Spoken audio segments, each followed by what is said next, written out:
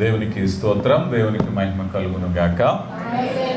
దేవుని యొక్క మహాకృప ఈ సియోను ప్రార్థనా మందిరములో ఇక్కడ నిలిచి వాక్యాన్ని మీతో పంచుకోవటానికి కృపనిచ్చిన దేవాతి దేవునికి మహిమ చెల్లిస్తూ, మరి అదేవిధంగా నన్ను ప్రేమించి మరి దైవజనురాలు మరి ప్రభు కుమార్ గారికి హృదయపూర్వకమైనటువంటి శుభాలు. అలాగే పాస్టర్ డేవిడ్ గారికి, ఇక మరి విశేషంగా ఈ దినపు కార్యక్రమాన్ని ఏర్పాటు చేసినటువంటి మడమ్మ గారు, చిన్నారి గారు, మరి వారిరువురే నాకు బాగా పరిచయస్తులు ఇక్కడ. అలాగే ఇక్కడ వచ్చినటువంటి ఆత్మీయులందరికీ, మరి అనేక మంది దైవజనులు ఉన్నారు, యాజక సమూహం ఉన్నారు. మీ అందరికీ పేరు పేరున ప్రత్యేక శుభాలు తెలియపరుస్తూ, వారికి కలిగిన మేళ్లను బట్టి, వారికి కలిగినటువంటి సంతోషాన్ని బట్టి, ఆ సంతోషంలో మనం కూడా పాలుపంపులు పంచుకోవాలని, వారితో కలిసి దేవుని ఆరాధించాలని ఏర్పాటు చేయబడినటువంటి కూడిక ద్వారా సమస్త మహిమ, ఘనత, ప్రభావాలు దేవునికే ఆరోపిస్తూ, మరి ఏర్పాటు చేసిన కుటుంబాలకు మనకు దేవుని ఆశీస్సులు నిండుగా మెండుగా ఉండాలని ప్రార్థిస్తూ మరి వాక్య ధ్యానంలోనికి వెళదాం. మరి ఏమాత్రం ఆలస్యం చేయొద్దు, ఎక్కువ సమయం దేవుని సమయంలో మనం గడుపుదాం. రోమీలకు రాయబడిన పత్రిక 8వ అధ్యాయము 28వ వచనం మనందరికీ సుపరిచితమైనటువంటి మాట. దేవుని ప్రేమించు వారికి అనగా ఆయన సంకల్పము చొప్పున పిలువబడిన వారికి మేలు కలుగుటకై సమస్తమును సమకూడి జరుగుచున్నవి అన్నారు. అయితే ఇక్కడ దేవుని కృప, ఆయన సంకల్పము చొప్పున పిలువబడిన వారికి సమస్తము సమకూడి మేలుకరంగా జరిగే కార్యం ఇక్కడ ఎవరికి జరుగుతున్నాయి అని అంటే, కేవలము మణమ్మ గారికో చిన్నారమ్మ గారికో వారికి మాత్రమే కాకుండానట, ఆయన సంకల్పము చొప్పున పిలువబడిన ప్రతివారికి. ఎవరి ప్రతివారు? దేవుని కార్యాలు ఎలా జరుగుతాయి కొద్దిగా లోతుగా విశ్లేషణ చేసేటువంటి ప్రయత్నం చేద్దాం. ఇదే అధ్యాయంలో 19వ వచనాన్ని ఒక్కసారి చదివితే, దేవుని కుమారుల ప్రత్యక్షత కొరకు సృష్టి మిగుల ఆశతో తేరి చూచుచు కనిపెట్టుచున్నది. ఏలయనగా లోనైనా విడిపింపబడి, చాలమ్మా, దేవుని పిల్లలు పొందబోవు దేవుని మహిమ. జాగ్రత్తగా గమనించండి. ఇక్కడ దేవుడు పనిచేసే రీతి, దేవుడు చేసే కార్యాలు విశ్వములో, మానవ సమాజములో, మన కుటుంబాలలో, మన సంఘాలలో, మన జీవితాల్లో ఎలా జరుగుతుందనే విషయాన్ని ఇక్కడ తెలియపరుస్తూ, దేవుడు సృష్టి మీద ఆధిక్యత కలిగి ఉన్నారు. సృష్టి ఎంత పెద్దదంటే ఎవరు వివరించలేదు, అవును కదా. మానవులు మొదటిగా వారికి ఉన్న పరిమిత జ్ఞానంతో భూమి ఎంత పెద్దదో పరిశీలన చేసే ప్రయత్నం చేశారు. అక్కడి నుంచి సౌర కుటుంబం ఎంత పెద్దదో తెలుసుకునే ప్రయత్నం చేశారు. ఈ సౌర కుటుంబం నుంచి పాలపుంతలు ఎంత పెద్దవో తెలుసుకునే ప్రయత్నం చేశారు. ఈ పాలపింతల నుంచి అనేకమైన గ్యాలక్సీలు, ఆ తర్వాత విశ్వము. ఇది లెక్కించలేనిది, ఇది కొలవలేనిది, మానవ జ్ఞానానికి అపరిమితమైనది అని ఒక నిర్ణయానికి వచ్చారు. రైట్. అయితే ఇంత విస్తారమైనటువంటి ఈ సృష్టి అంతటిని ఎవరు నియంత్రిస్తున్నారు? ఏ సృష్టిలో మనం ఉన్నాము? ఒక మాటలో చెప్పాలి అంటే, మీరు ఎప్పుడైనా ఒక వాహనం చాలా వేగంగా వెళ్ళింది అనుకుందాం. వేగంగా వెళ్ళినటువంటి వాహనము దాని వెనక కొంత ధూళి ఎగురుతూ ఉంటుంది, అవునా కదా. ఈ సృష్టి పరిభ్రమించేటప్పుడు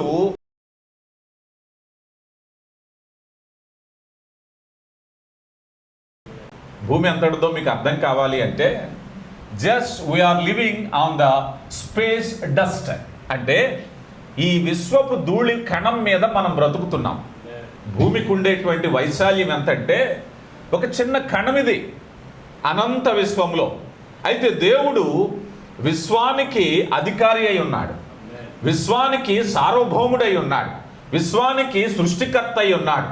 మనం హెబ్రీలకు రాయబడిన పత్రికలో అంటారు, మహత్తు గల మాట చేత ఆయన సృష్టిని నిర్వచించుచున్నాడు. మేబీ మీకు మాట అర్థం కావాలి అంటే, సృష్టిని కలగచేసిన దేవుడు చదువుకున్న పిల్లలకు తెలుసు ఐన్స్టీన్ గారి సిద్ధాంతం. యాపిల్ పండు చెట్టు మించి పడిపోయిందట. పడిపోతే మనం అందరం చూస్తాం, చెట్టు మీద నుంచి మామిడికాయ పడిపోయినా నిమ్మకాయ పడిపోయినా తెచ్చుకుని తినాలని చూస్తాం, కానీ వేరే ఆలోచన రాలేదు. ఐన్స్టీన్ గారికి ఒక ఆలోచన వచ్చిందట, చెట్టు మీద నుంచి యాపిల్ పడినప్పుడు కింద ఎందుకు పడాలి?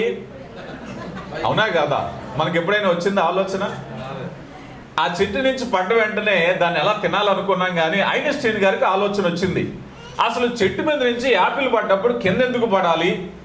అది పైకి పోవచ్చు కదా, పక్కకు పోవచ్చు కదా, వంకరగా పోవచ్చు కదా. ఆ పరిశోధనలు చేశాడు, ఆ గమన సిద్ధాంతాన్ని కనిపెట్టాడు, ప్రపంచంలో సాంకేతిక రంగాన్ని తీసుకొచ్చాడు.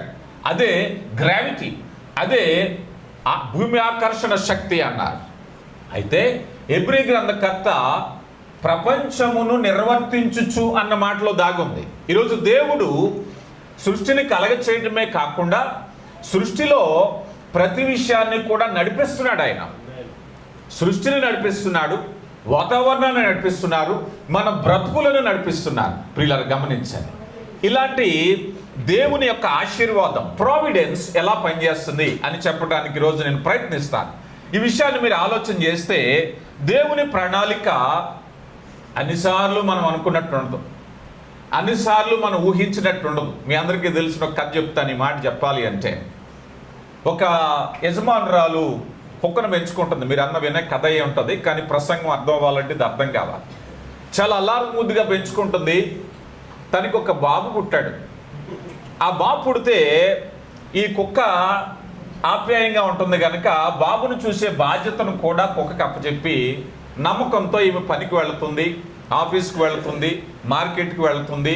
ఆ కుక్క పిల్ల చక్కగా ఆ బాబుని చూసుకుంటూ ఉంది. ఒకరోజు యథాలాపనగా ఏదో పనికి వెళ్ళింది. ఆమె తిరిగి ఇంటికి వచ్చేసరికి ఆ మెయిన్ హాల్ అంతా కూడా రక్తసిక్తం, బ్లడ్ అంతా కనిపిస్తుంది. తల్లికి గుండె జారిపోయింది, ఏమైందా అని. అరేరే, ఇంకా కొద్దిగా ముందుకు వెళ్ళింది, ఇంకా రక్తం ఉంది. ఇంకా కొద్దిగా ముందుకు వెళ్ళేసరికి కుక్క పిల్ల అక్కడ ఉంది, నోరంతా రక్తంతో ఉంది. సో కన్ఫామ్, ఈ కుక్క పిల్ల నా బిడ్డను చంపేసింది అని వెంటనే ఆ గన్న తీసుకుని ఆ కుక్కను గాలి చంపేసింది. చంపేసిన తర్వాత ఇంకా ముందుకి కన్నీటితో భారమైన హృదయంతో బిడ్డను చూడాలని ముందుకు వెళుతూ ఉంటే అక్కడ పెద్ద పాము ఒకటి ఉంది. అది ముక్కలు ముక్కలుగా కొరికి వేయబడి ఉంది. ఆ ఎదరికి వెళ్ళేసరికి పిల్ల చక్కగా ఆడుకుంటుంది. వెంటనే ఆ తల్లికి అర్థమైంది, నేను చేసింది తప్పు, నేను అపరాధం చేశాను.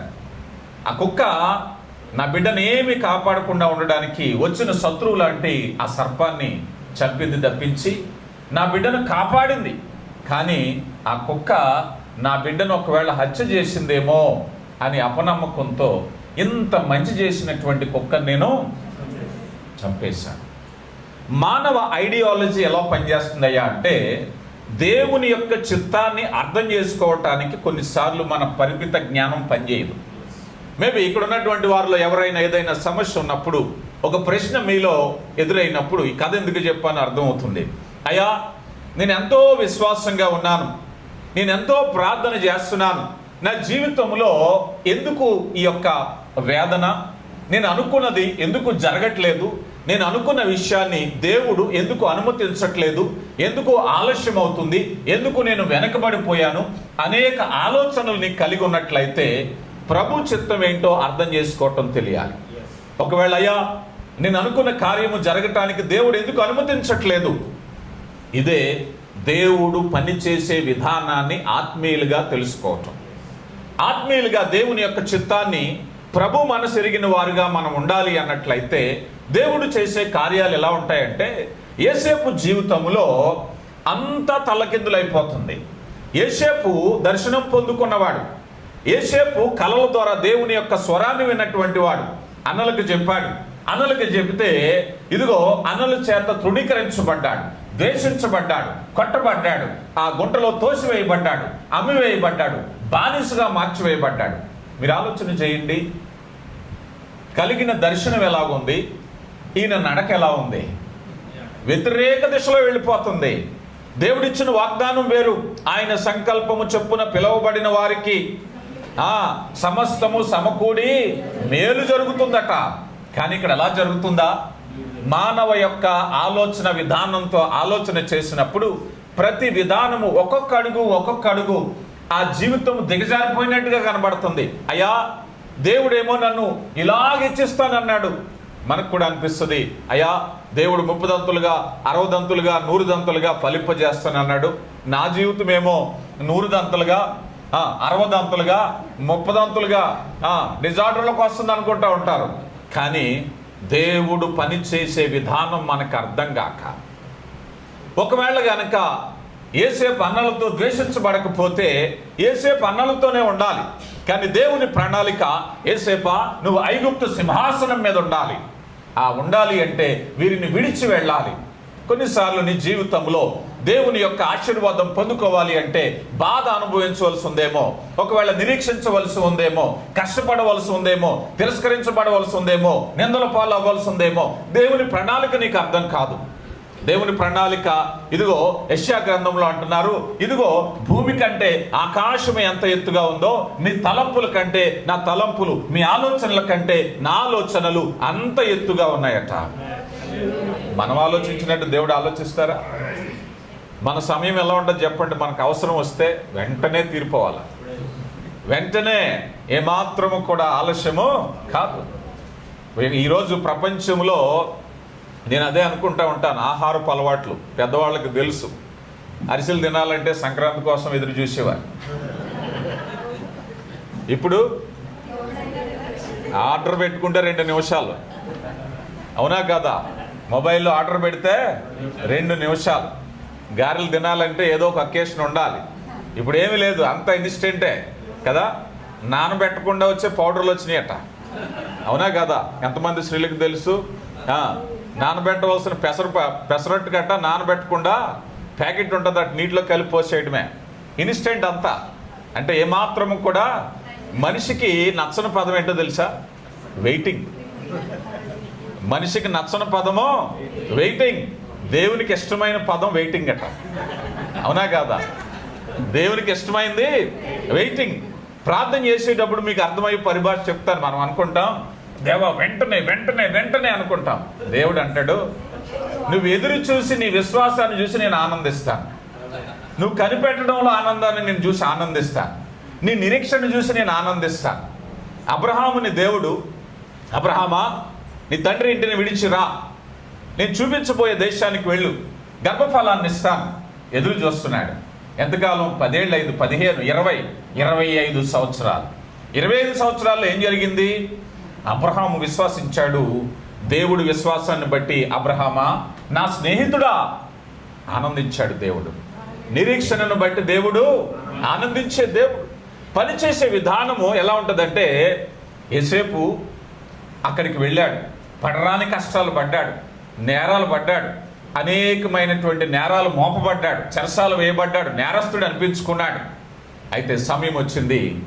ఈ కష్టాలన్నీ కూడా ఒక్కొక్క అడుగు మనం చూస్తే ప్రతి అడుగు సింహాసనానికే నడిపిస్తుంది, ప్రతి అడుగు కూడా.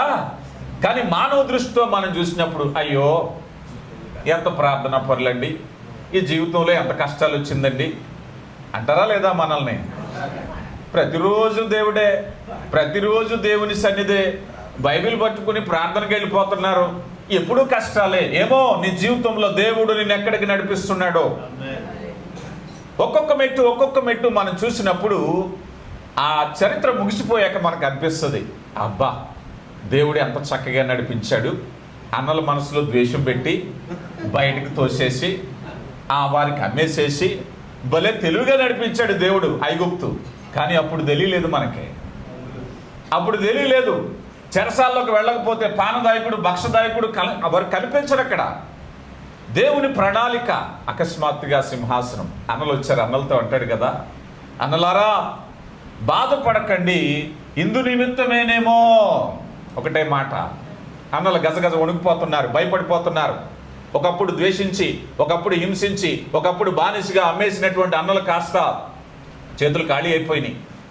ఈ సింహాసనం మీద ఉన్నటువంటి గొప్ప అధికారి ముందుకు వచ్చి చేతులు కట్టుకున్నారు అన్నయ్యలు. తమ్ముడు అంటున్నాడు సింహాసనం మీద నుంచి, ఒక్క చిటికేస్తే నాకు పవర్ ఉంది, ఒకప్పుడు ఏదో చేశాను అనట్లేదు. ఇందు నిమిత్తమేనేమో. జ్ఞానం కలిగిన వారి మాటలు, దేవుని మనసు ఎరిగిన వారి మాటలు. ఏసేపు వర్ధిల్లినప్పుడు అంటున్నాడు, అన్నలారా ఇందు నిమిత్తమేనేమో ఇది మన మేలు కొరకే. అప్పుడే అంటున్నారు, ఆయన సంకల్పము చొప్పున పిలువబడిన వారికి సమస్తము. ఏం సమస్తము? కష్టములో సమస్తము. నీ కన్నీళ్లు, నీ కష్టము, నీ వ్యతిరేకత, నీ మీద వేసే నిందలు, నువ్వు పడే వేదన సమస్తము మేలు కొరకే. నీ కన్నీళ్లు మేలు కొరకే, నీ వేదన మేలు కొరకే, నీ అనారోగ్యము మేలు కొరకే, నీ శ్రమ మేలు కొరకే, సమస్తము మేలు కొరకే. దేవుడు పనిచేసే రీతి. మనం అనుకుంటాం, అయ్యా నాకు 1,00,000 రూపాయలు అప్పు ఉందండి, దేవా నాకు సహాయం చేయి. 1,00,000 రూపాయలు అప్పు అడిగితే 1,00,000కి ఇంకొక 10,000 అప్పు పెరిగిపోతుంది. అర్థం కావట్లేదు. మానవ సైకాలజీ. నువ్వే నిజమైన దేవుడు అయితే తెల్లారేసరికి ఒక 25,000 కావాలంటాం. అవునా కదా? కొన్నిసార్లు దేవుడికి మన కండిషన్ పెడతా ఉంటాం మనం. అవునా కదా? మన అప్పుల కోసం ఆయన దేవుడు నిరూపించుకోవాలని. కానీ దేవుడు గొప్పవాడు. దేవుడు గొప్పవాడు. నువ్వు నేను అనుకున్నట్టుగా పనిచేయడు ఆయన. నీవు నేను అనుకున్న సమయంలో పనిచేయడు. ఆయన పనిచేసే విధానము విభిన్నమైనటువంటిది. యెషయా గ్రంథంలో 45వ అధ్యాయంలోకి వద్దాం. మరొక మాట నేను చూపించి ముందుకు వెళ్తాను. యెషయా గ్రంథము 44వ అధ్యాయంలోకి వద్దాం. ముందు 24వ వచనం.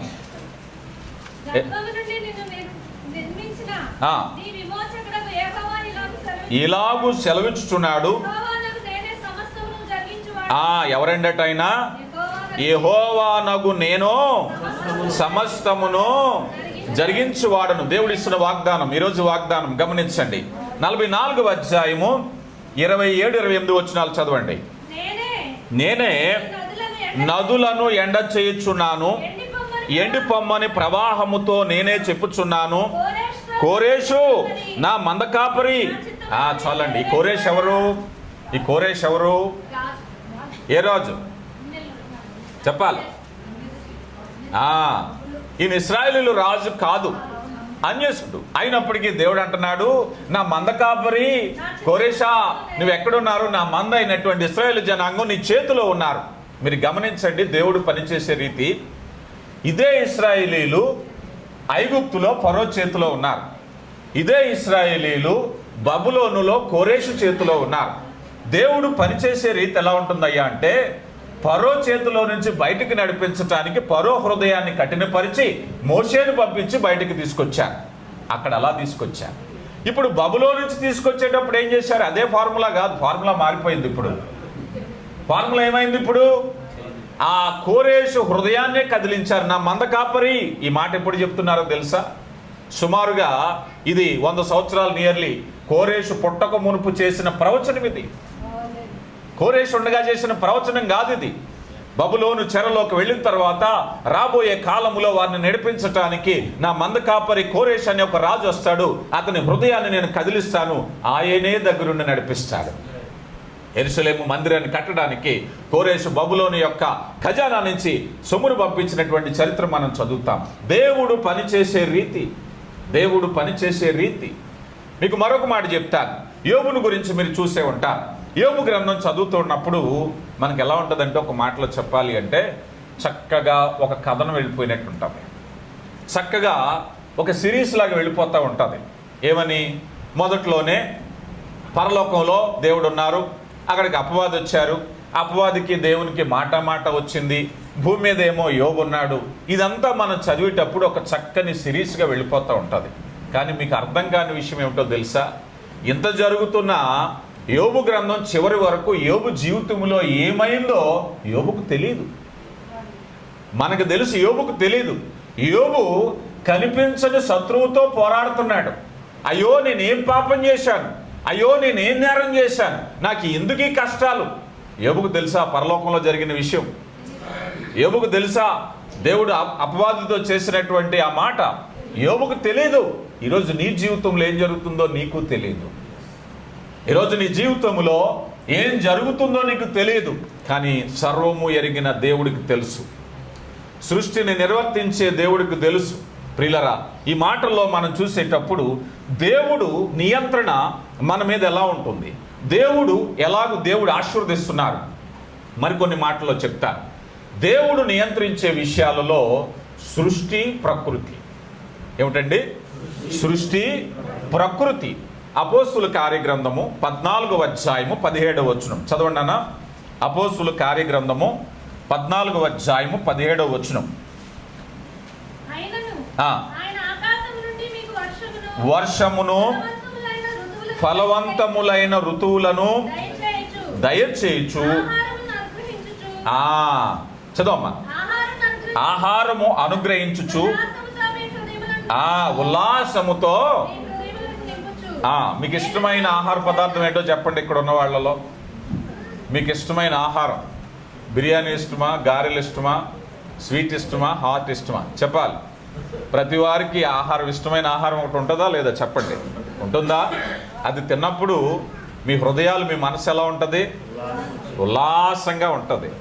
ఎవరు చేశారు ఉల్లాసం? ఉదాహరణకు అనుకుందాం, మీకు అర్థమయ్యేలా చెప్తా.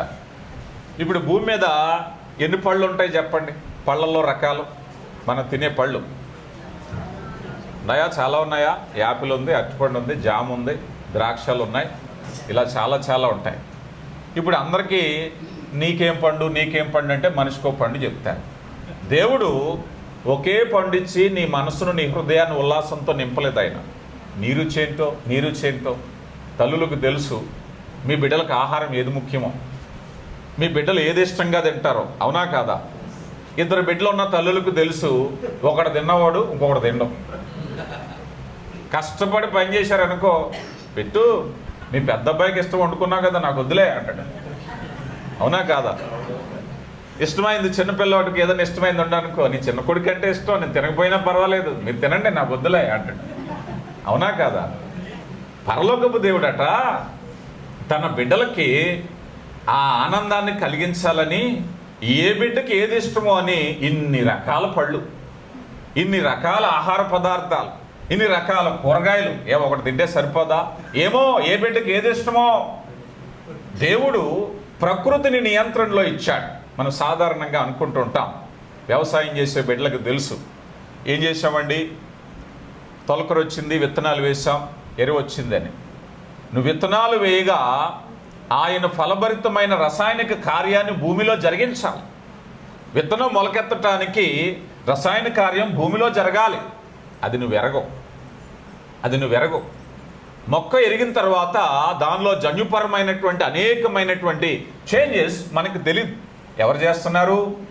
దేవుడే. ప్రకృతి నియంత్రణ ఎందుకు చేస్తున్నాడు? నీ హృదయములో ఆనందాన్ని కలిగించటానికి కదా. యెషయా గ్రంథంలో చోట అంటారు, నీవు వర్షమును కురిపింపచేసి వారి ఆకలి తీర్చావు అంటారు. మనలో చాలామంది చదువుకున్న పిల్లలు ఉంటారు, సాఫ్ట్వేర్ ఉద్యోగం చేస్తున్నారు అనుకోండి. ఒకవేళ ఏమయ్యా వ్యవసాయం అవన్నీ నాకెందుకండి, నేను ఇలా తీసుకెళ్ళి రెస్టారెంట్లో ఇలా క్యాష్ ఇస్తే నాకు తినేది ఇస్తారు. తినేది ఎక్కడి నుంచి వచ్చింది? నీ ఆదాయం ఎక్కడైనా తినాలంటే ఏం జరగాలి? వ్యవసాయం అనేది జరగాలి. అవునా కాదా? వ్యవసాయం అనేది జరగాలి. ఉదాహరణకి ఒక మంచి సిటీలో ఉండగా ఎంప్లాయీస్ అందరూ కూడా వర్షం వచ్చిందనుకో తిట్టుకోవచ్చు, ఈ వర్షం ఏమిటని. ఆ వర్షమే నీ ఆకలి తీర్చేది. ఆ వర్షమే నీ ఆకలి తీర్చేది అంటున్నాడు. అయ్యా, నువ్వు వర్షం ఇచ్చి భూమి ఫలింపచేసి నరుల ఆకలి తీరుస్తున్నావు. నువ్వు మన ఆకలి తీరుస్తున్నారు. ఒకవేళ వ్యవసాయం సంబంధించిన కుటుంబాలు, ఒకవేళ నాది కాకపోయినా వ్యవసాయం ద్వారానే నా కడుపు నిండాలి. వ్యవసాయం నేను చేయకపోయినా వ్యవసాయం ద్వారానే దేవుని నియమం అది. దేవుడు ఈ కార్యాన్ని బట్టి చెప్తున్నారు, ప్రకృతిని తాను నిర్వర్తిస్తున్నాడు. ప్రకృతిని ఆయన నిర్వర్తిస్తున్నాడు. ఫలభరితమైన ఋతువుల చేత దేవుడు చేసే కార్యం. ఈరోజు కనుక వర్షాలు కురవకపోతే ప్రభుత్వం డ్రాట్ ప్రకటించేస్తారు, కరువు. అవునా కాదా? వెంటనే కరువు జిల్లాలు, కరువు ప్రాంతాలుగా ప్రకటించాలా వద్దా? దేవుని ప్రణాళిక ప్రియులారా గమనించండి. ప్రకృతి ఆయన చేతిలో ఉంది. యోబు గ్రంథం, మరలా రండి, యోబు గ్రంథం 12వ అధ్యాయము 10వ వచనం. యోబు గ్రంథము 12వ అధ్యాయము 10వ వచనం. జీవరాశుల ప్రాణమును ఆయన వశమునున్నవి కదా. చాలమ్మా. ఈ జీవరాశుల యొక్క ప్రాణములు ఎవరి వశంలో ఉన్నాయండి? ఎవరి వశంలో ఉన్నాయి చెప్పాలి. మీకు ఒక మాట చెప్తాను. ఈ మధ్య న్యూస్లో విన్నారా? పులి వచ్చింది, పెద్ద పులి వచ్చింది. మీరు చూసారా లేదా? మా ఊరే వచ్చింది పెద్ద పులి. మా ఊళ్ళో తిరిగింది పెద్ద పులి, ఆవులు చంపేసింది. అక్కడి నుంచి వేరే చోటకి వెళ్ళి మా జిల్లాలోనే పక్కన కోరమామిడి ప్రాంతంలో దొరికింది. ఆ పులికి ఒక మాట ఏమిటంటే, పులి చాలా బలమైన జంతువు, మాట వినాలి. ఆ పులిని చూసి ప్రభుత్వాలు భయపడ్డాయి, ఆ పులిని చూసి ఊళ్ళే భయపడ్డాయి. భయపడాలా వద్దా చెప్పండి? మరి ఒకప్పుడు చాలా పులులు ఉండి రాను రాను పులులు తగ్గిపోయినాయి, మనుషులు పెరిగిపోయారు, జంతువులు తగ్గిపోయినాయి. పులి బలం ముందు ఎవరో నిలబడలేనప్పుడు పులులు ఎందుకు తగ్గిపోయినాయి, మనుషులు ఎందుకు పెరిగారో చెప్పాలి. పులి చాలా బలమైందే కదా, పులి ముందు సాధారణంగా ఎవరో నిలబడలేరు. ఆ పులి ఎక్కడ భయపడలేదు, చాలా దర్జాగా తిరిగింది ఓళ్ళల్లోనే. ఎందుకు చెప్పాలి ఒక మాట? ఎందుకనంటే పులికి మనిషికున్న వివేచన లేదు. చాలామంది పాము పగబడతారంటారు, శాస్త్రీయంగా దానికి ఆధారం లేదు. నిజంగా మనిషికి ఉన్నటువంటి కుటిల నీతి, మనిషికి ఉండే పగబట్టే గుణము జంతువులకు ఉందనుకో, ఒక్క మనిషి నిలబడ్డం. అవునా కాదా? మనిషికి ఎంత పగండి, పైకి బాగానే నవ్వుతూ మాట్లాడతారు. అవునా కాదా? మనిషికి పగ ఉందా లేదా? పాముకు పగ ఉందో లేదా కానీ మనిషికి పగ ఉంటుంది. అవునా కాదా? అనుకుంటే ఎంతటి పగైనా చూపిస్తారు కదా. కుటుంబాల్లో పగలుంటాయి, స్నేహితుల్లో ఇరుగు పొరుగు వాళ్ళలో పగలుంటాయి. మనిషిని పాడు చేయాలన్నా బాగు చేయాలన్నా మనిషికి ఆలోచన ఉంది. పులికి అది లేదు. అంత బలం ఉన్నా, అంత బలం ఉన్న పులికి అలాంటి ఆలోచన ఉందనుకోండి, దేవుడు ఆలోచన పెట్టాడు అనుకోండి, ఒక్క మనిషి కూడా ఉండడు కదా. మనిషికి ఉన్న ఆలోచన, అందుకే పులులు మారిపోతా అలాగే మారుతా వచ్చినాయి అంటే అలాగే ఉన్నాయి. ఈ రోజుకి కూడా మన మధ్య తిరిగే కుక్కలు ఉన్నాయి, మనం పెడితే తింటాయి. ఏదో ఒక రోజు కుక్క కోపం వచ్చి వీళ్ళ ఇంటికి ఎందుకు వెళ్ళాలి, నేనే వండుకుని తింటాను అందనుకోండి. అవునా కాదా? నేనే వండుకుని తింటాను అనుకుంది అనుకోండి, గొడవ లేదు కదా. ఎందుకు అనుకోదు కుక్క? చెప్పాలి, ఎందుకు అనుకోదంటారు? దేవుడు దానికి అది పెట్టలేదు. మీరు గమనిస్తే, మీరు జాగ్రత్తగా గమనిస్తే మనిషి విధానంలో చాలా మార్పు వచ్చిందా లేదా? మనిషి ఇప్పుడు ఉదాహరణకు అనుకుందాం, స్త్రీలు ఉన్నారు బాగా తెలుసు, నేను అప్పుడెప్పుడో సోషల్ మీడియాలో చూశాను. ఇది ముందు తరం వారి యొక్క వంటశాల అని పెట్టారు. ఆ వంటశాలలో ఏమున్నాయో తెలుసా? తిరగళ్ళు ఉన్నాయి, రోలు ఉన్నాయి, రుబ్బురోలు ఉన్నాయి. ఇవన్నీ ఒక జనరేషన్ ముందు. ఇప్పుడు మారిపోయింది. అంటే మనిషి ఇవాల్యూట్ అవుతున్నాడు, మనిషి టెక్నాలజీలో అప్డేట్ అవుతున్నాడు. ఒకప్పటికి ఇప్పటికి చాలా తేడా వచ్చేసింది. అవునా కాదా? ఒకప్పుడు స్త్రీలు ఎంతో కష్టపడేవారు పాపం, సాయంత్రం అయ్యేసరికి వాళ్ళు హోనం అయిపోయింది. అవునా కాదా? గారెలు వేయాలంటే ఏం చేయాలి ఒకప్పుడు చెప్పండి? ఇవ్వాలి, మంచి ఎక్సర్సైజ్. ఇప్పుడు స్విచ్ ఆన్ చేయాలి. అప్పటికి ఇప్పటికి ఎంత తేడా వచ్చింది చెప్పండి? అప్పటికిప్పటికి చాలా తేడా వచ్చింది కదా. ఇవాల్యుయేషన్, మనిషి అవుతున్నాడు. మరి ఒక ముందు 2-3 జనరేషన్కి వెళ్ళినప్పుడు కుక్క ఏం చేసేదో ఇప్పుడు అదే చేస్తుంది. దానిలో మార్పు లేదు కదా. మీరు చూస్తే లేదో కిచెన్లో నట్ట గిన్నెలు కడగడానికి ఒక మిషన్ అంట. అవునా కాదా? గిన్నెలు కడగడానికి ఒక మిషన్. మా చిన్నతనంలో అనేవారు ఎవరి దగ్గరికి అని వెళ్ళొచ్చు కానీ బట్టలు ఉతికి ఆడవాళ్ళ దగ్గరికి వెళ్ళకూడదనేవారు. ఎందుకు చెప్పండి? వాళ్ళకి ఆ కష్టానికి బీపీ లెవెల్స్ పెరిగిపోయి చాలా సీరియస్గా ఉండేవారు. అవునా కాదా? బట్టలు ఉతికిన ఆడవాళ్ళ దగ్గరికి అంత త్వరగా వెళ్ళకూడదట, వాళ్ళు అలిసిపోయి ఫ్రస్ట్రేషన్లో ఉంటారు ఆ టైంలో. అయితే ఇప్పుడు లేదు. అవునా కాదా? ఎవల్యూషన్ వచ్చింది, మిషన్ వచ్చేసింది, ఐరన్కి మిషన్ వచ్చేసింది కదా. అదేదో మిషన్ చూశాను మొన్న సోషల్ మీడియాలో, యువతల నుంచి చేప ఇలా వేస్తే అవతల నుంచి కట్ చేసి వచ్చేస్తుంది. టెక్నాలజీ మారిపోయింది. మరి పులి మారలేదు, ఏ జంతువు మారలేదు, ఏ జంతువు టెక్నాలజీని మార్చుకోలేదు. ఏ పులికి బ్యాంక్ లేదు, ఏ పులికి హాస్పిటల్ లేదు, ఏ పులికి ఫ్రిడ్జ్ లేదు. అవునా కాదా? అంటే మనిషికి జంతువుకి వ్యత్యాసం ఏమిటంటారు? దేవుడు ఆ జ్ఞానాన్ని అలాగుంచారు. మనిషికి ఇచ్చిన జ్ఞానం వేరు, జంతువుకి ఇచ్చిన జ్ఞానం వేరు. నిజంగా మనిషికి ఉన్నటువంటి జ్ఞానమే గనక జంతువులకు ఉంటే భూమి మీద ఒక్క మనిషి ఉండడం. అవునంటారా కదా? ఒక పులి ఎన్ని ఊళ్ళైనా తుడిచిపెట్టేస్తుంది అనుకుంటే, ఒక సింహం ఎంతైనా చేస్తుంది. కానీ మనిషి అనుకుంటే ఆ సింహంతో డ్యాన్స్ వేస్తాడు సర్కస్లో, ఏనుగుతో సైకిల్ దొక్కిస్తాడు. యాకో పత్రికలో అంటారు కదా, మృగ పక్షి అన్ని జాతులు నరుని చేత సాధు చేయబడాలి. సాధు చేయబడింది ఒకటి ఉందట, ఏంటి చెప్పండి? నాలుక. దీన్ని చేయలేడట, ఎంత చెప్పినా కూడా దీన్ని చేయలేడు. రైట్. అయితే ప్రకృతి విషయంలో, జంతువుల విషయంలో దేవుని యొక్క ఆధిక్యత చూస్తున్నాం. ఇక మూడవది చూస్తే చూడండి, కీర్తన 66వ సంకీర్తన 7వ వచనాన్ని మనం చూస్తే, 66వ సంకీర్తన, నిత్యము ఏలుచున్నాడు అన్యజనుల మీద. ఇప్పుడు దేవుడు ఆధిక్యతను చూపే మరొక విషయం ఏమిటంటే, ఆయన సార్వభౌముడు. ఈ మాటకు అర్థం ఏంటో చెప్పాలి. సార్వభౌముడు, సర్వాధికారి. అంటే ఆయన అధికారానికి నో లిమిట్స్. ఆయన అధికారానికి ఎక్కడా కూడా లిమిట్స్ అనేవి లేవు. ఈ సర్వాధికారి అయినటువంటి దేవుడు అన్యుల మీద, ప్రతి దాని మీద, మనం దానియేలు గ్రంథం 2వ అధ్యాయంలో చూస్తే, నా సేవకుడైన నెబుకద్నెజరు అంటారు. నా సేవకుడైన నెబుకద్నెజరు ఎవరు? ఆయన అన్యదేశపు రాజు. కానీ దేవుడు అనుకుంటే ఎక్కడైనా కల్పించుకోగలుగుతారు, ఏ హృదయాన్నైనా కఠినపరచుకోగలుగుతారు. ఈరోజు మనం అనుకుంటాం, అయ్యా క్రైస్తవ వ్యతిరేక రాజ్యాలు ప్రబలిపోతున్నాయి. ఏం చేశారయ్యా క్రైస్తవులు? ఏం అన్యాయం చేశారయ్యా? ఒక విధమైన వ్యతిరేకత. అప్పుడు అనిపిస్తుంది, ప్రభువా ఇలాంటి ప్రభుత్వాలు ఎందుకు ఇచ్చావు? మన అవిధేయతను బుద్ధి చెప్పడానికి ఇస్తాడు ఆయన. మన అవిధేయత మీద బుద్ధి చెప్పడానికి ఇస్తాడు. నువ్వు లోబడి ప్రార్థించడం నేర్చుకోవటం గురించి. ఇశ్రాయేలు ప్రజల మీదకి ఫరోను ఎందుకు లేవనెత్తాడు? ఇదిగో బబులోను చెరకు ఎందుకు అప్పగించారు? అవిధేయత. అంటే దేవుడు సార్వభౌముడు గనక సమస్త సృష్టి మీద ఆయన ఆధిక్యత కలిగి ఉన్నారు. ఒకనికి అధికారం ఇచ్చేవాడు ఆయనే. మనం అనుకుంటాం మనకు నచ్చిన ప్రభుత్వాలు రావచ్చు, రాకపోవచ్చు, మనకు నచ్చినటువంటి గవర్నమెంట్స్ రావచ్చు, రాకపోవచ్చు. స్టిల్ ఆయన ఎంపవర్, ఆయన అధికారి. అమెరికా దేశంలో, రష్యా దేశంలో ఎక్కడ ఏది జరిగినా కూడా ఆయన చెయ్యాలి అనుకుంటే చేయగలిగిన వాడే. ఆయన చెయ్యాలి అనుకుంటే చేయగలిగిన వాడే. సార్వభౌముడైనటువంటి వాడు. ఆయన ఆధిక్యత ఆ స్థాయిలో ఉంది. ఇక మరలా మనం చూద్దాం, దేవుడు రాజు హృదయాన్ని నియంత్రిస్తారట. మన సామెతల గ్రంథం 21వ అధ్యాయం 1వ వచనంలో చక్కని మాట ఉంటుంది చూడండి.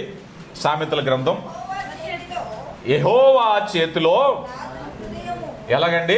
రాజు హృదయము నీటి కాలువల వలె ఉన్నది, ఆయన తన చిత్తము చొప్పున. చూడండి, మీరు ఎప్పుడైనా మనకి పంట కాలువలకి లస్కర్లు ఉంటారు, గంటాగాలస్ లేదో అంటారు వాళ్ళని. వాళ్ళు గేట్లు ఎత్తుతూ ఉంటారు, తిప్పుతూ ఉంటారు. ఏ కాలువను ఆఫ్ చేయాలో, ఏ కాలువను ఎలా చేయాలో. దేవుని చేతిలో ఉన్నట్ట రాజు హృదయం అలా ఉందట. దేవుని చేతిలో రాజు హృదయం.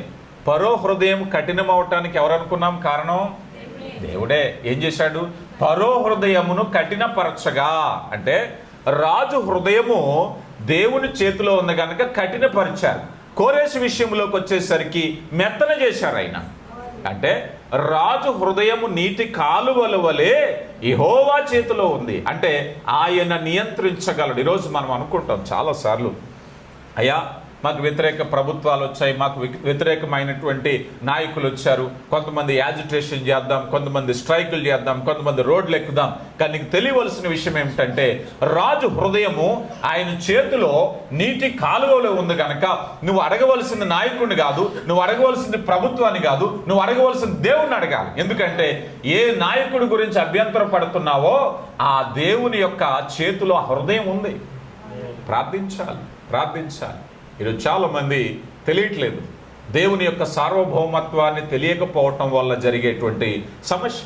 ఈరోజు మనం చూస్తున్నాం, ప్రకృతి ఆయన చేతిలో ఉంది, జంతువులు ఆయన చేతిలో ఉన్నారు, రాజ్యాలు ఆయన చేతిలో ఉన్నాయి, నాయకులు ఆయన జీవితాల్లో ఉన్నాయి. ఆఖరికి ఇలా చెప్పుకుంటూ వస్తే వ్యక్తిగత జీవితాలను కూడా ఆయన నియంత్రించగలుగుతాడు.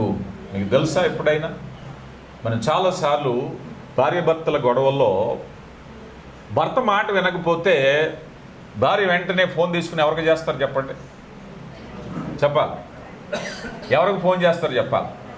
ఇంటికి వెళ్ళిపోద్ది ఫోను. అవునా కాదా? భర్త ఏదైనా చేస్తే ఇంటికి వెంటనే పుట్టింటికి ఫోన్ వెళ్ళిపోయి బాతగానే పెట్టుకుంటారు. కదా. ఎన్నో రకాల కన్వర్సేషన్ జరుగుతాయి, కానీ దేవుని వాక్యం చెప్తుంది నీ ఫస్ట్ కాల్ ఎవరికి వెళ్ళాలి? దేవునికి వెళ్ళాలి. నీ ఫస్ట్ కాల్ ఎవరికి వెళ్ళాలి? దేవునికి వెళ్ళాలి. ఎందుకని? ఆయన నియంత్రించగలిగిన వాడు ఆయనే. అవునా కదా? చాలామంది స్త్రీలు చెప్తూ ఉంటారు, ఏమండి నా భర్త మా నాన్నగారికి చాలా భయపడతాడు. భయపడుతున్నాడో భయపడినట్టు నటిస్తున్నాడో మనకు తెలియదు. అవునా కదా? భయపడుతున్నాడో భయపడినట్టు నటిస్తున్నాడో మనకు తెలియదు. అవునా కాదా? కానీ భయపడవలసిన సార్వభౌముడైనటువంటి దేవుడు ఒకడున్నాడు. ఆయనకి తప్పక లోబడవలసిందే. సమూయేలు మొదటి గ్రంథము 2వ అధ్యాయము, సమూయేలు మొదటి గ్రంథము 2వ అధ్యాయము 6-7 వచనాలు మనం చూస్తే, సజీవులుగాను మృతులుగా చేయువాడు యెహోవాయే, పాతాళమునకు పంపుచు రప్పించుచున్నవాడు ఆయనే, ఐశ్వర్యమును ఆయనే. చాలండి. కనుక ఆయన కంట్రోల్. ఒకవేళ నీ జీవితంలో వ్యక్తులను నియంత్రించాలనుకుంటున్నావా? వ్యక్తులు దయ సంపాదించాలనుకుంటున్నావా? ఒకవేళ గనక దేవుని యొక్క కృపను పొందుకోవాలనుకుంటున్నావా? చాలామంది, అయ్యా మా బిడ్డలు మా మాట వినట్లేదండి. బిడ్డలు మాట వినాలంటే ఏం చేయాలి చెప్పాలి? బిడ్డలు మాట వినాలంటే ఏం చేయాలి? యవనులు దేని చేత తమ నడతను శుద్ధిపరుచుకుందరు? వాక్యమును బట్టియే కదా. నీ వాక్యమును బట్టి జాగ్రత్తగా చూచుకున్నట్టు బట్టియే కదా బిడ్డలు ఫేవరిజం సంపాదించడానికి. చాలా చోట్ల చెప్తాను. మా సహవాసంలో పిల్లలు ఉన్నారు. వాళ్ళ తల్లిదండ్రులిద్దరూ కూడా వేరు వేరు కంట్రీస్లో పనిచేస్తున్నారు. వాళ్ళిద్దరికీ పడట్లేదు, భార్య భర్తలు ఇరువురికి చిన్నప్పటి నుంచి. వీళ్ళిద్దరికీ ఒక ఫేవరిజం ఆలోచన వచ్చి, ఏనాటికైనా పిల్లలు నా మాటే వినాలి, నాతో ఉండాలి అనే ఉద్దేశంతో వాళ్ళ కష్టార్జితం అంతా ఒకళ్ళకి తెలియకుండా ఒకళ్ళకి పిల్లలకు పంపిస్తున్నారు.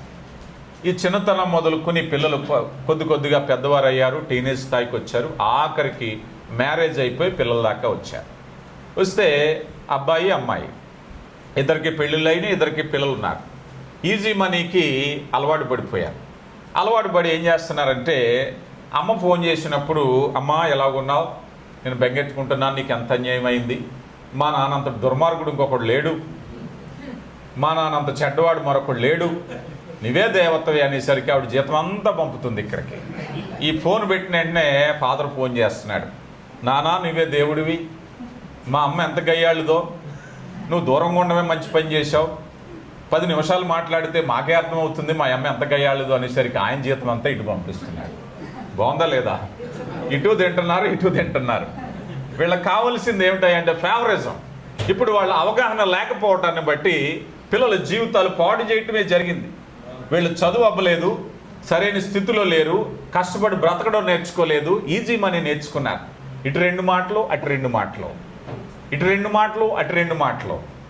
సాధారణంగా చాలామంది ఒక వయసు వచ్చాక, అయ్యా మా అబ్బాయి మా అమ్మాయి మా మాట వినట్లేదండి, చెడు అలవాట్లకు లోనైపోయారండి, చెడు సహవాసాలకు లోనైపోయారండి.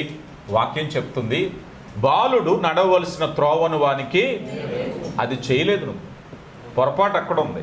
దైవజనుల దగ్గరికి వచ్చి ఒక బలమైన ప్రార్థన చేయండి, వెంటనే మారిపోవాలంటారు. అవుతుంది అలాగా?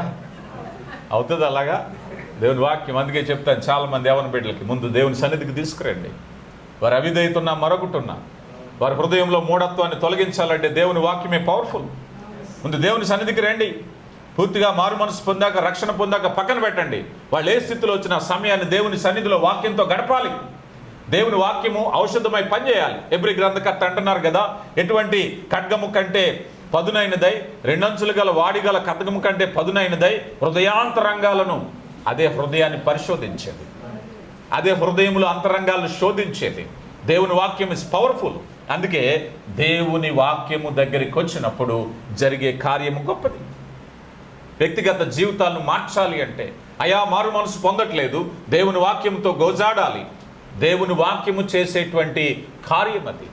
దేవుని వాక్యము విత్తనమై మొలకెత్తును అంటారు. దేవుని వాక్యము నీ హృదయంలో పడినప్పుడు అది సజీవమై, అందుకే మనమందరము కూడా మనము సజీవమైన బీజము నుంచి పుట్టినవారు. ఎలాగా? దేవుని వాక్యాన్ని విని ఆ వాక్యపు స్వచ్ఛములో నుంచి పుట్టినటువంటి వారు మన దేవుని వాక్యం చెప్తుంది.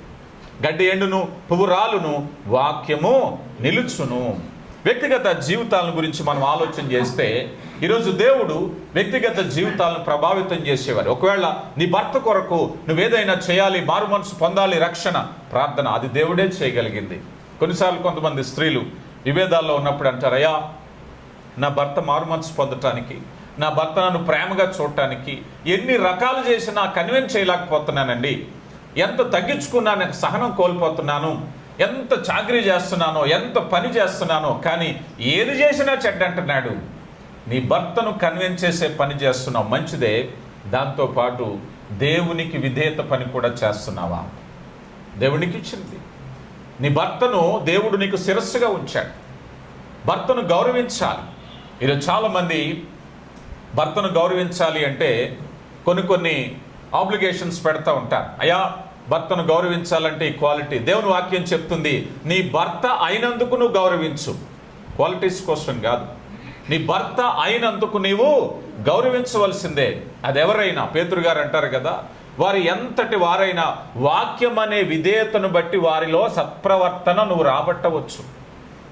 అయ్యా నేను గౌరవించునండి. చాలామంది చూస్తూ ఉంటాం, రక్షణలోకి వచ్చాక రక్షణ పొందకపోతే ఒకలా చూస్తూ ఉంటారు. ఎవరైనా సరే స్టిల్ భర్తను నువ్వు గౌరవించు. ఎప్పుడైతే నువ్వు గౌరవిస్తున్నావో దేవుడు వ్యక్తిగత జీవితాల్లో పనిచేయగలిగిన వాడు, సామర్థ్యం కలిగిన వాడు. అయ్యా నా బిడ్డలు, అయ్యా నా కుమారుడు, అయ్యా నా అల్లుడు సరిగా లేడు, అయితే దేవుడు వ్యక్తిగత జీవితాల్ని పనిచేసేవాడు. అందుకే మనం ప్రారంభం నుంచి అనుకున్నాం, దేవుడు పనిచేసే రీతి మన ఆలోచన కంటే భిన్నమైనది.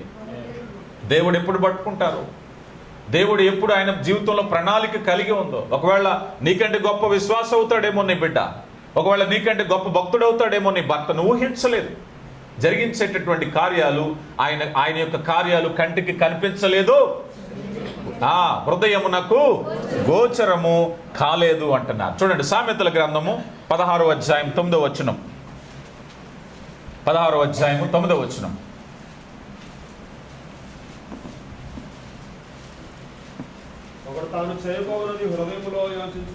యోచించుకొనును, యెహోవా వాని నడతను స్థిరపరచును. నరుని హృదయంలో తలంపులు అనేకం పుట్టును గాని స్థిరపరచువాడు యెహోవా ఆలోచన.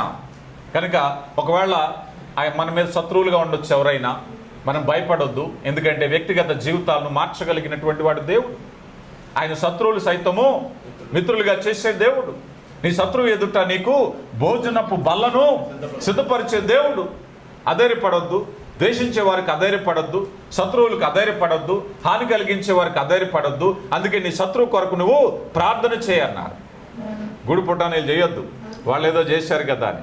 దేవుడు మనకు చెప్పింది ఏమిటయ్యా అంటే ప్రేమించటమే, ప్రార్థించటమే దేవుడు కార్యము చేస్తారు. కనుక ఈ క్రియల్లో మనం చూసినప్పుడు మీకు ఎన్ని చెప్పాను, దేవుడు పనిచేసే విధానం, ప్రకృతి మీద పనిచేసే విధానం, జంతువులతో పనిచేసే విధానం, ఆయన దేశాల మీద పనిచేసే విధానం, రాజుల మీద పనిచేసే విధానం, వ్యక్తిగత జీవితాల మీద పనిచేసే విధానం. చివరిగా మరొక మాట ఏమిటయ్యా అంటే ఆయన చిన్న విషయాలలో కూడా పనిచేస్తాడు. పెద్ద విషయాలే కాదు, మన సృష్టి విశాలమైన సృష్టిని మొదలుకొని అధ్యయనం చేస్తూ వచ్చాం.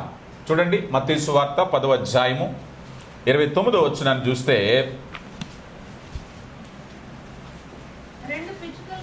అదేనమ్మా, 2 పిచ్చుకలను కాసుకు అమ్మబడును కదా,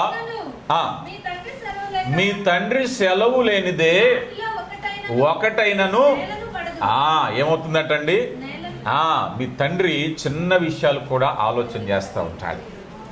మీ తండ్రి ఆలోచన ఈ భూమి మీద అందుకే అనిపిస్తూ ఉంటుంది. దేవుని వాక్యం చెప్తుంది, యెహోవా కన్నులు భూమి అందంతటా, ఏమంటే యెహోవా కన్నులు చంద్రుడి మీద అని అనలేదు కదా ఆయన.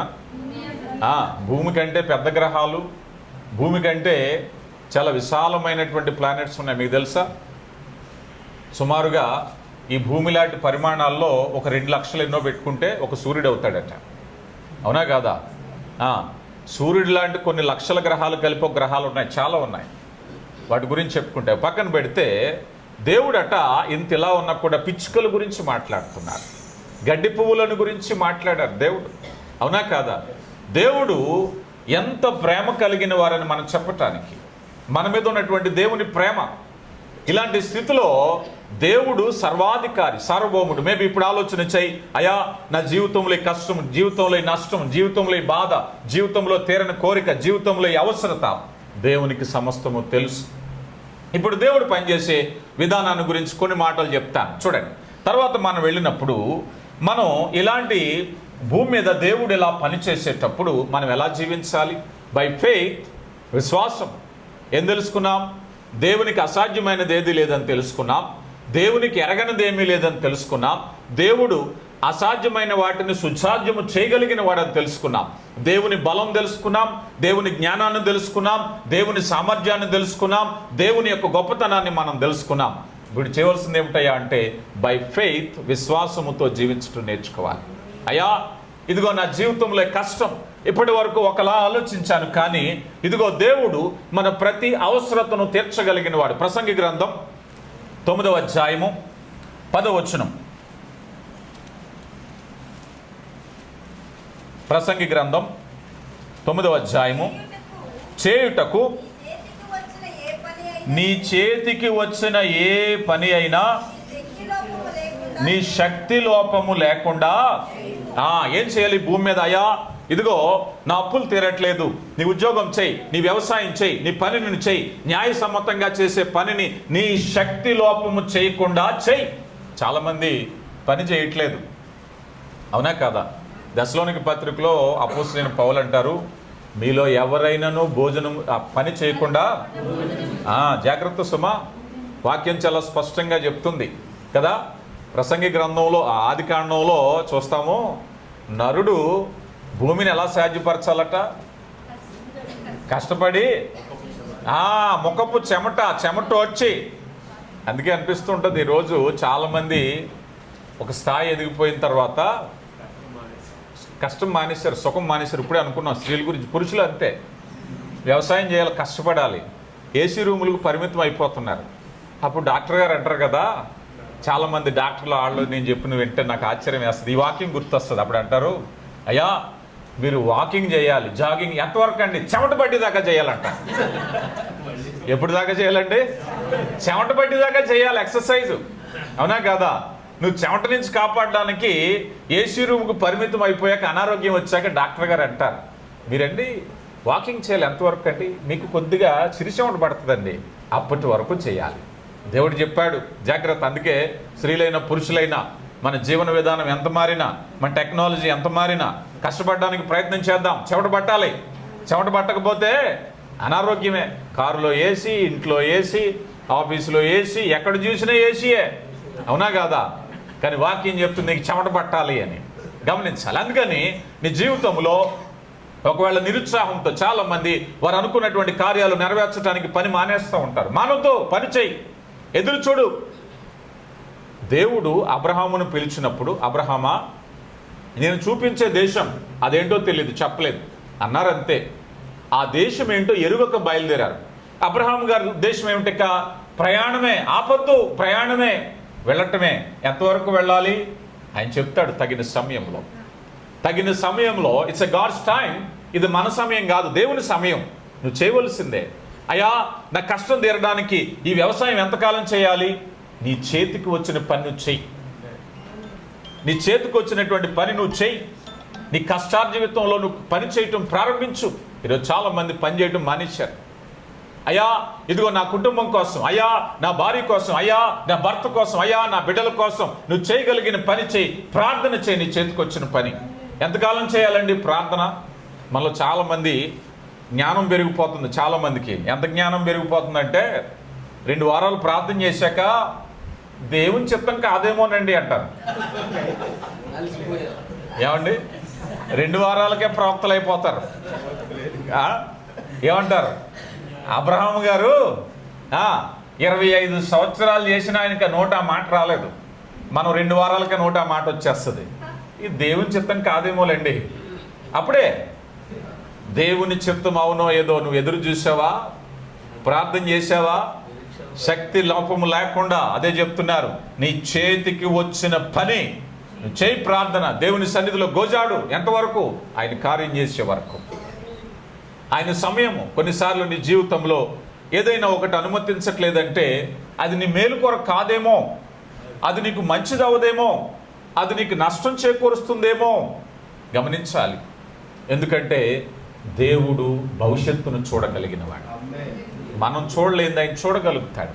ఈ బిడ్డకి ఇది ఇస్తే ఇది భవిష్యత్తులో ఏ నష్టం అవుతుందో, నా బిడ్డకు ఏ హాని కలుగుతుందో, ఇది మంచిది కాదనుకుంటున్నాడేమో, ఇంకా రైట్ టైం కాదనుకుంటున్నారేమో. ఒకవేళ అనుకుందాం, మీ బాబు వచ్చి మేబీ 9th క్లాస్ చదువుతున్న పిల్లవాడు వచ్చి అర్జెంటుగా మమ్మీ నాకు బైక్ కావాలి అన్నాడు. ఏం చేస్తారు మీరు చెప్పండి? ఇస్తారా లేదా? ఏడిచి మారం పెడుతున్నాడు. అలాగే మీరు కూడా ఏడిచి మారం పెడుతుంటే ఇది రైట్ టైం కాదనుకుంటున్నాడేమో దేవుడు. వీడికి 9th క్లాస్లో బైక్ కాదు నాయనా, అప్పుడే కాదురా, నీ చిన్న వయసు, మేబీ గ్రాడ్యుయేషన్లోనికి రా, ఒక సర్టెన్ టైం వచ్చాక నువ్వు బండి తీసుకుని తోలు, ఇప్పుడు కాదు, నువ్వు హ్యాండిల్ చేయలేవు. మేబీ దేవుడు కూడా అలా అనుకుంటున్నాడేమో. ఇట్స్ నాట్ రైట్ టైం, అప్పుడే కాదు నీ జీవితంలో ఇది. అంటే దేవుని చిత్తములో మనం పని చేసేటప్పుడు ఆ సమయము వరకు కనిపెట్టుకుని ప్రయత్నించాలి. ఎందుకంటే నీ జీవితంలో ఎప్పుడైతే దేవుని నియంత్రణని నువ్వు నమ్ముతావో ఆయన అంగీకరిస్తావు. యేసేపు అంగీకరించడానికి గల కారణం ఏమిటో చెప్పండి? యోబు అంగీకరించడానికి గల కారణం ఏమిటో చెప్పండి? సజీవుడైన నా దేవుని నేను కనులారా చూచెదను అంటున్నాడు. యోబు విశ్వాసం. ఎందుకంటే ఆయన స్టిల్ ఇన్ కంట్రోల్, ఆయన నియంత్రణలో ఉంది. ఒకవేళ నా జ్ఞానానికి, నా ఆలోచనకి వ్యతిరేకంగా పోయినా ఆయన నియంత్రించగలడు. యేసేపు నమ్మకం అదే.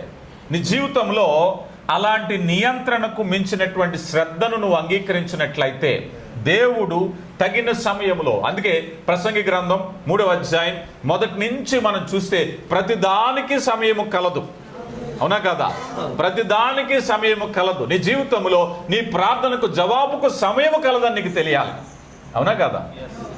అవునా కదా? చెప్పండి. కానీ సమయం మనం డిసైడ్ చేస్తాం దేవుడికి. దేవా ఇదిగో 7 వారాలు పెట్టుకుంటున్నాను.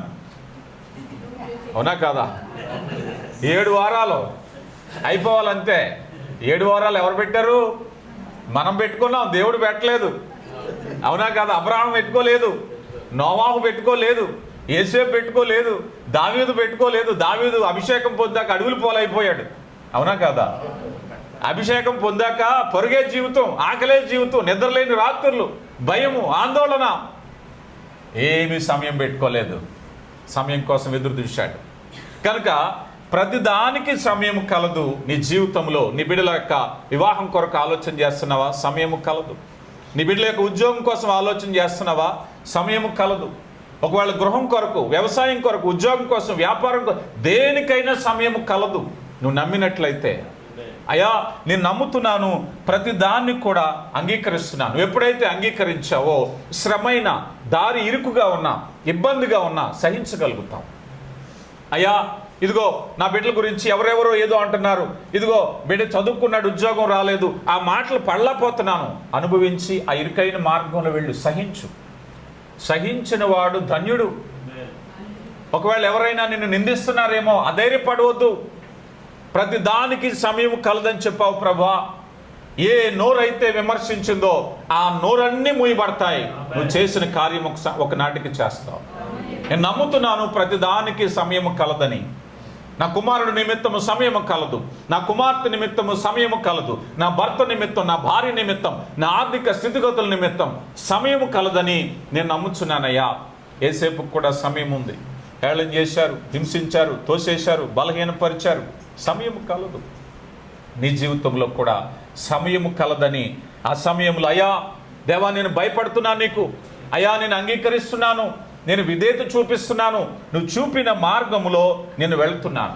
ఒకవేళ గనక నీ జీవితంలో చాలామంది ఆత్మీయ జీవితాల్లో చేసే పొరపాటు ఏమిటంటే ఆలస్యానికి కోపం తెచ్చుకుంటారు, ఆలస్యానికి అవిధేయత చూపిస్తారు, ఆలస్యంలో పాపం చేయడానికి ప్రయత్నిస్తారు, ఆలస్యంలో దేవుని యొక్క విశ్వాసాన్ని కోల్పోతూ ఉంటారు. కొరింథీయులకు రాయబడిన పత్రికలో అపోస్తలుడైన పౌలు అంటున్నారు, 2వ పత్రిక 12వ అధ్యాయము కొరింథీయులకు రాయబడిన 2వ పత్రిక 12వ అధ్యాయము 8వ వచనం నుంచి చూస్తే,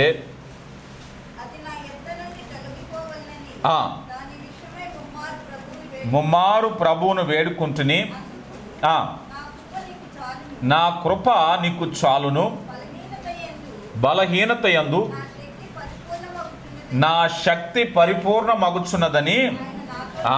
చాలండి.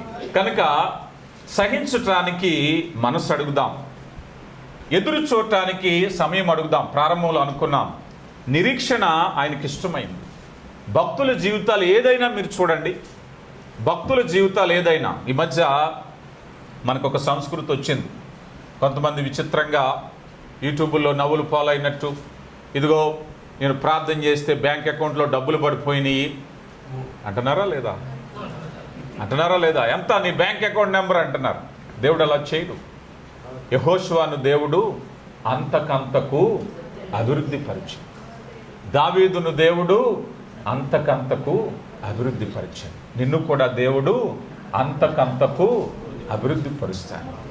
నీ విశ్వాసత, విధేయత. యేసేపా నీకు ఇచ్చి ఉద్యోగం పెద్దదయ్యా, దేశాన్ని కాదు దేశాల యొక్క ఆహార సంపద నీ చేతిలో పెట్టబోతున్నాను కనుక నువ్వు ఎంత ట్రైనప్ అవ్వాలి, ఎంత తర్ఫీదు పొందాలి, ఎంత ఆకలి తెలుసుకోవాలి. నీ ఆకలి, ఈరోజు ఆకలి ఏమవుతుందో తెలుసా?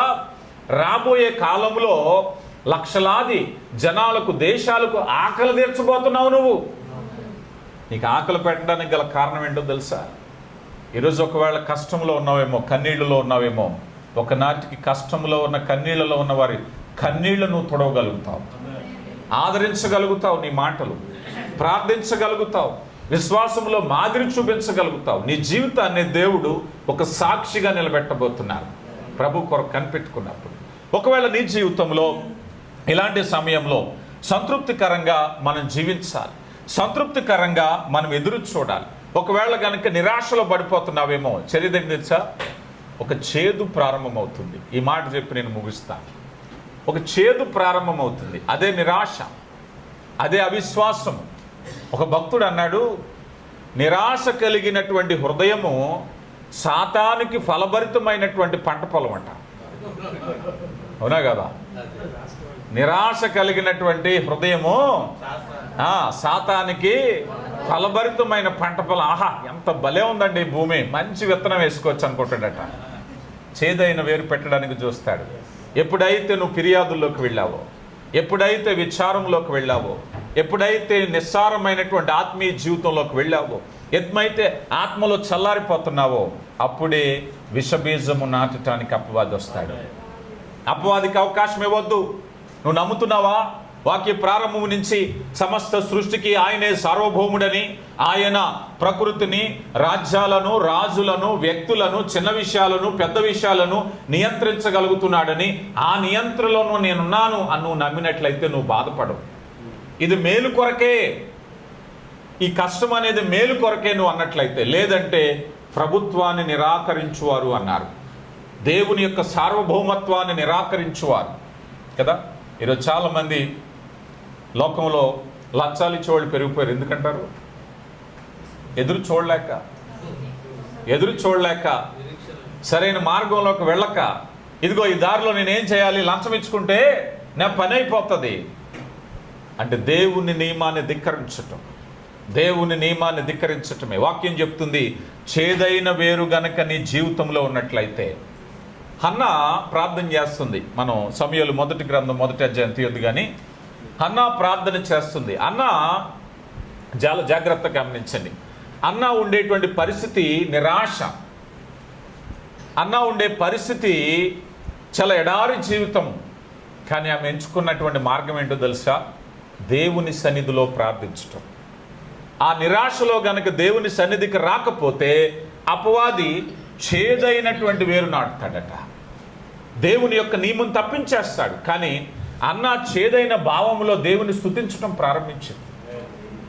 దేవుడిచ్చే గొప్ప కార్యాన్ని చూసింది. బైబిల్ గ్రంథంలో మీరు చూసినప్పుడు ఇలాంటి అనుభవాలు ఎన్నో.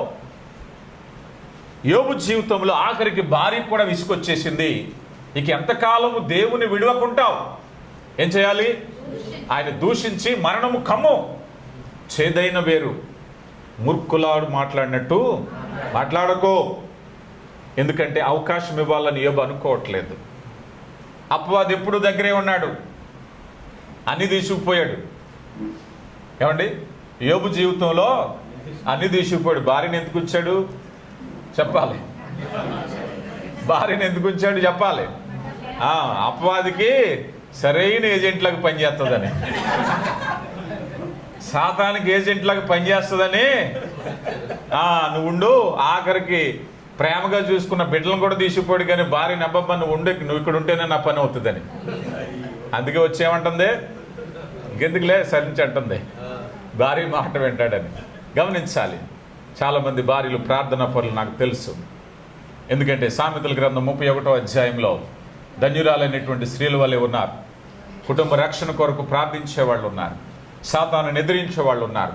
ఇదిగో అపవాదిని ఎదిరించటానికి ఆయన చూస్తూ ఉన్నాడు. కనుక ప్రియులరా, దేవుడు ఆకాశ పక్షులను పోషించే దేవుడు, దేవుడు నీ జీవితంలో అద్భుత కార్యాలు జరిగించే దేవుడు. నువ్వేం చేయాలి అన్నట్లయితే విశ్వాసంతో ముందుకు వెళ్ళిపో, ప్రార్థన విడవద్దు, దేవుడు కార్యం చేస్తాడు.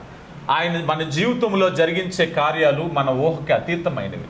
కానీ దేవుని సార్వభౌమత్వాన్ని ఎప్పుడైతే నువ్వు అంగీకరించావో, నువ్వు విసుక్కోవు, నువ్వు ఫిర్యాదు చేయవు, నువ్వు అలసట పడవు, దేవుని కొరకు ఎదురు చూస్తావు. అదే అంటున్నారు యెషయా గ్రంథకర్త, యెహోవా కొరకు ఎదురు చూచువారు ఎంతమంది నూతన బలం కలిగి ఉన్నారు ప్రియులారా. నిజంగా దేవుని యొక్క కృప గొప్పది. అందుకని యెహోవా కొరకు లోతైనటువంటి ఆలోచన జరగాలి.